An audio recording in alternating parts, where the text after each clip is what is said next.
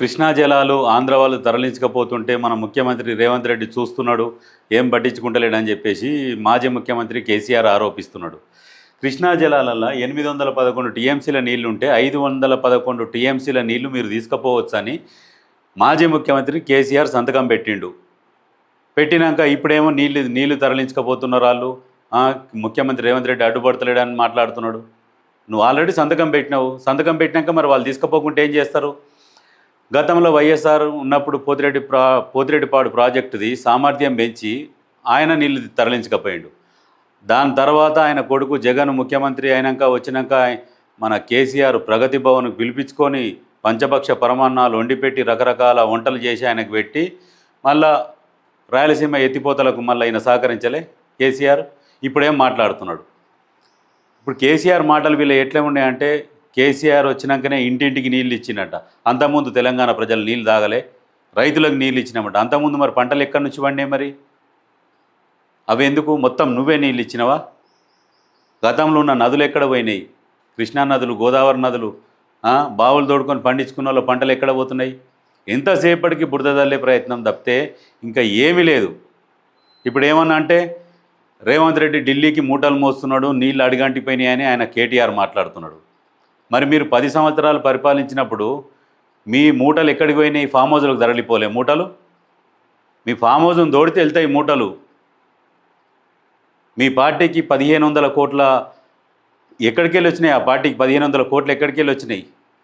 మీ పార్టీకి 2001లో ప్రారంభమైనప్పుడు దిక్కు లేక ఎంతోమంది వచ్చి పెట్టుబడులు పెట్టిరు.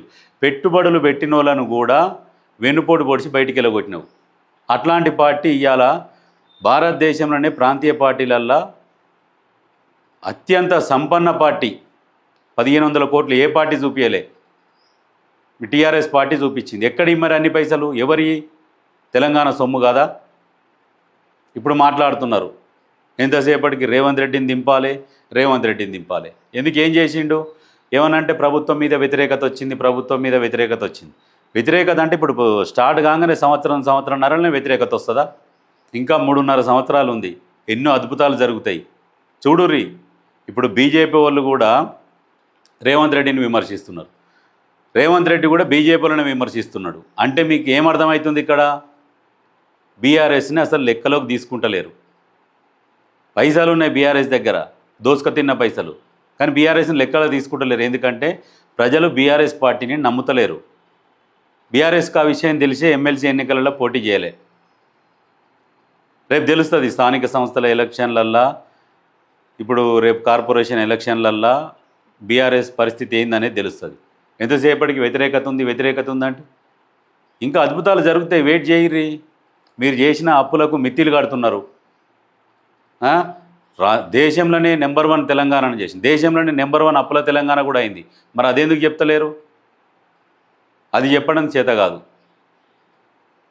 జీవితంలో మీరు మాత్రం, మీ కుటుంబం మాత్రం అధికారంలోకి రాదు. ఎప్పటి గుర్తుపెట్టుకోరు. ఒకవేళ మీ పార్టీ గతంలో చెప్పారు కదా, దళితున్నే ముఖ్యమంత్రిని చేస్తా, చేయకపోతే తల నరుక్కుంటా అన్నావు. నరుక్కున అయిపోయేది. దళితులకు 3 ఎకరాల భూమి అన్నావు. అమరుల కుటుంబాలకు అందరికీ ఉద్యోగాలని చెప్పినావు. అమరుల కుటుంబాలను అసలు ఒక్కసారన్నా పోయి పరామర్శించి వచ్చినావా? ఎవరినన్నా? ఎవరిని పరామర్శించావు? ఫామ్ హౌస్లోనే వంతావు, అందులోకి వెళ్ళి బయటికి వెళ్ళవు. గుడ్ల మీద కోడి అయినట్టు వంతావు. అందులో కూర్చొని తొడగొడుతుంటావు. వాళ్ళ మెడలు ఉంచుతా, వీళ్ళ మెడలు ఉంచుతా అని. ఇక నువ్వు ఉంచేది ఏం లేదు. నెక్స్ట్ ఎలక్షన్ల వరకు నువ్వు ఆరోగ్యంగా ఉంటే చాలు, అంతే.